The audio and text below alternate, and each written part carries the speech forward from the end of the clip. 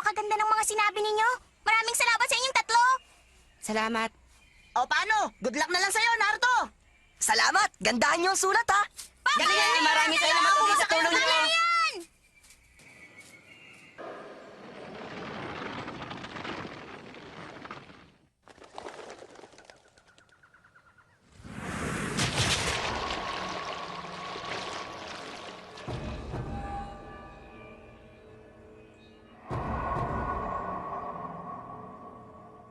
Ang pagsisimula ng ikalawang test, ang lahat ay kalaban!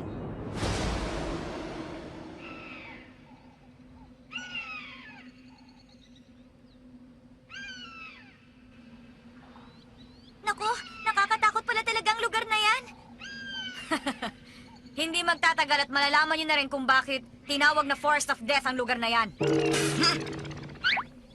Hindi magtatagal at malalaman niyo rin kung bakit tinatawag na Forest of Death ang lugar na yan. Sa palagay mo ba matatakot kami sa pinagsasabi mong yan? Ibahin mo ako, hindi ako duwag! Talaga? Eh di kung ganon, tingnan na lang natin.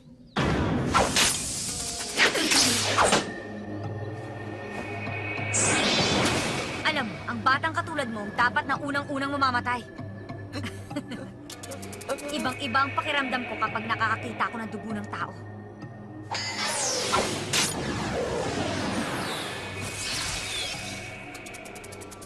Siya nga pala, narito ang mga kunay mo. Kung ganon, maraming salamat sa'yo.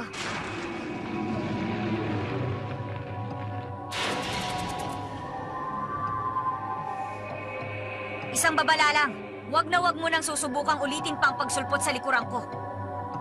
Kung ayaw mo na mapadali ang buhay mo. Pasensya na. Masyado lang talaga kasi akong na-excite kapag nakakakita ng dugo. Isa pa, nahagip mo ang buhok ko nang ibato mo ang iyong kunay. Hindi ko yun mapapalampas. Naruto? Pasensya ka na. Ano ba siyang klaseng examiner? Masama ang kutob ko. Pati sa isang taong to. Kakaiba siya. Bakit kaya nga ba ng dila niya? Aba, mukha yatang marami talagang agresibo at palaban ngayon sa batch na ito ah. Excited na talaga ako. Parang nakakaloko talaga tong examiner na to, ah. Ngayon, bago tayo magsimula sa ikalawang test ng Chunin exam, meron muna akong ibibigay sa bawat isa sa inyo.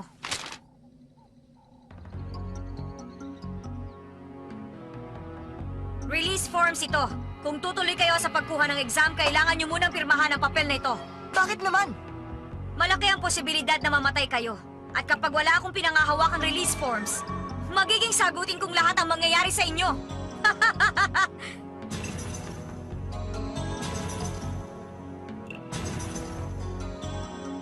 Okay, ipaliliwanag ko na ang tungkol sa exam na to. Hindi na ako magpapaligoy-ligoy. Ultimate survival ang main goal nitong ikalawang exam. Ano? Ultimate survival? Mukhang mapapasubo yata ako nito, ah. Una, ipaliliwanag ko ang area na sakop ng exam kaya makinig kayong mabuti. Sa loob ng Practice Arena 44, meron ding 44 na saradong gates. May kagubatan, ilog at isang tower sa pinakagitna. Malawak ang kabuuang area na sakop ng exam. May 10 kilometro ang layo mula sa mga gates hanggang sa tower. Bukod sa Ultimate Survival, meron kayong misyon na kailangan gawin. Misyong susubok sa inyong galing. At tinatawag yun na labanan sa pagkuha ng kalatas. Pagkuha sa kalatas? Tama. Maglalaban-laban kayo para makuha ang 2 kalatas na to na may tatak na langit at lupa. Napag-alaman ko na 26 na teams ang nakapasa kahapon sa unang test. Kung ganon, 13 teams ang hahawak sa kalatas na may tatak na langit at ang natitirang kalahati sa kalatas ng lupa. Isang kalatas ibibigay sa bawat team. Ibig sabihin, kukunin nyo sa ibang team ang isa pa. Itatanong ko lang, paano naman kami papasa? Kailangang buo ang isang team na makakarating sa tower dala-dala ang 2 kalatas. Kung ganun pala, 13 teams ang mawawala ng kalatas. Kalahati sa mga teams sa tiyak na babagsak sa test na to. Paalala, may time limit ang ikalawang test. May 120 hours kayo para tapusin ang pinagagawa sa inyo. Ibig sabihin, meron kayong eksaktong 5 araw. Ano, 5 araw? Pero paano kami kakain? Kayo na ang bahala. Kanya-kanya na kayo ng diskarte doon. Maraming pagkain sa kagubatan. Pero tandaan mo, marami ring mababangis na hayop sa loob. Mga insektong may kamandag at mga halamang nakakalason. Ang lupit naman, bakit ganon? Nagtaka ka pa? Kaya nga ito tinawag na ultimate survival eh. Ang ibig sabihin, kung 13 teams, 39 na taong papasa, masyado pa ring marami. Huwag kang mag-alala dahil habang lumilipas sa mga araw, lalong lumalayo ang distansya ng goal at umiikli ng oras ng pahinga. Siguradong maraming susuko. Sa dami ng mga kalabang nasa paligid, hindi ka na makakatulog ng mahimbing dahil hindi ka na magigising. Tama. Hindi lang ang pagkuha ng kalatas ang problemang kakaharapin ninyo, kundi ang mga pagsubok na kasama sa pagkumpleto ng misyon ninyo. Maaari kayong sumuko sa hirap. Excuse me! Pwede po ba kaming umatras sa kalagitnaan ng test? Hindi kayo maaaring umatras kasama yung sa patakaran ng ikalawang test. Mananatili pa rin kayo doon sa kagubatan sa loob ng 5 araw. Wala pala tayong lusot dito. Mukhang wala na talaga tong labasan ng buhay. Ipaliliwanag ko naman sa inyo kung paano kayo madidisqualify. Unang-unang basihan. Kung sino man sa mga team ang hindi makarating sa tower dala-dala ang 2 kalatas sa loob ng itinakdang panahon. Pangalawa, ang mga team na malalagasan ng kasamahan o hindi makakarating ng kumpleto sa tower. Siya nga pala, nakalimutan kong banggitin.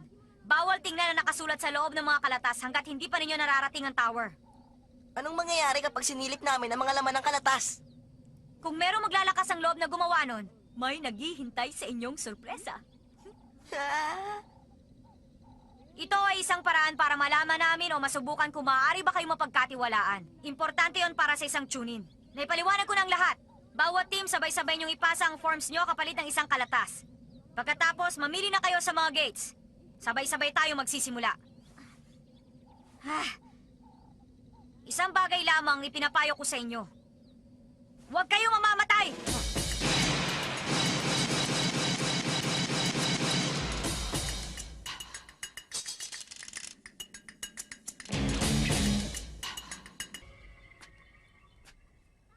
Aba, tingnan mo nga naman. Nandito pa rin pala si Miss Lapad Noo hanggang ngayon. Akala ko pa naman nagdesisyon ka na mag-back out dahil natatakot ka. Hindi ko talaga inasahan na tutuloy ka pa rin sa test. Hinggiterang pangit! Hindi mo naman ako kilala, kaya pwede ba huwag kang magmagaling dyan? Para sa kaalaman mo, 5 araw ko yata makakasama si Sasuke sa kagubatan. Pagkakataon ko na yun, kaya dapat lang akong tumuloy sa test. Dapat no! Ingiteran! Mukhang tinugula ang buhay! Ingitera ikaw! Ano nga natin ang sino magmaganda? Balik ko na lang magkukulang! Tanggapin mo yan! Hindi ka ba kasi sa test ako? Mahina ka! Babakag ka na habang may pagkakataon ka na! Napakayabang mo! Kakainin mo lahat ng sinabi mo!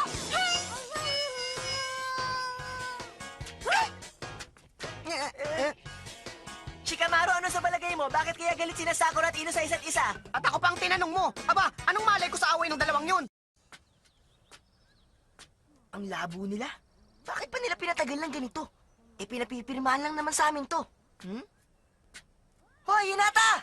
Bakit nandiyan ka? Anong ginagawa mo?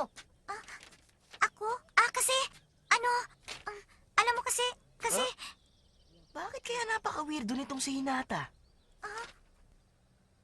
may sugat siya. Naruto! Teka, heto. Mamaya na!